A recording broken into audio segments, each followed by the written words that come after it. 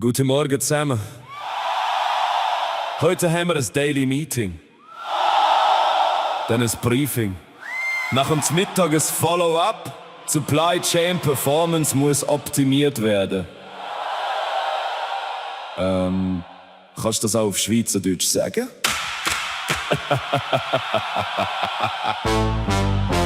Morgen früh ich ins Geschäft. Wie immer parat, die gibt mir recht. Doch was ich höre, das glaubst du fast nicht. Es tönt, als wäre ich plötzlich irgendwo in New York City. Es gibt ein Meeting, es gibt ein Briefing, nachher noch ein Debriefing. Ich hab noch mal gedacht, sag mal, schaffen wir eigentlich oder lernen wir Englisch? Ich hab nichts gegen neue Wörter, ich hab nichts gegen die Welt. Aber vergiss einfach nicht, wo wir daheim sind. Red Schweizerdeutsch, wir verstehen dich doch, wir sind in der Schweiz. Also red einfach so. Red Schweizerdeutsch, mach keine Show, es muss nicht alles auf Englisch gehen.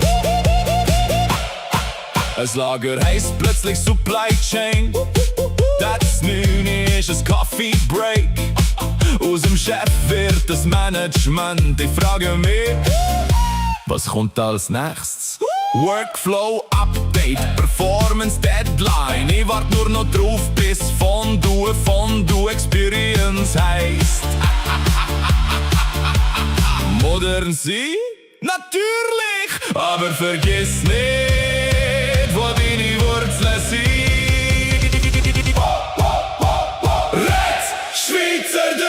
Wir verstehen dich doch, wir sind in der Schweiz. Also red einfach so. Red Schweizerdeutsch, mach keine Show, es muss nicht alles auf Englisch gehen. Red Schweizerdeutsch, wir verstehen dich doch, wir sind in der Schweiz. Also red einfach so. Red Schweizerdeutsch, mach keine Show, es muss nicht alles auf Englisch gehen. Unsere Mundart ist mehr als nur ein paar Wörter. Sie gehört zu uns, zu unserem Alltag, zu unserem Leben. Und genau das soll so bleiben. Red Schweizerdeutsch, wir sind parat. Wir wollen einfach reden, wie wir's immer gemacht haben. Red Schweizerdeutsch, mit Stolz und Herz. Weil unsere Sprache ist ein Stück Heimat. Red Schweizerdeutsch, das ist unsere Sprache.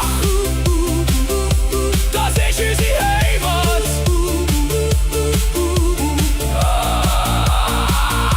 Red Schweizerdeutsch.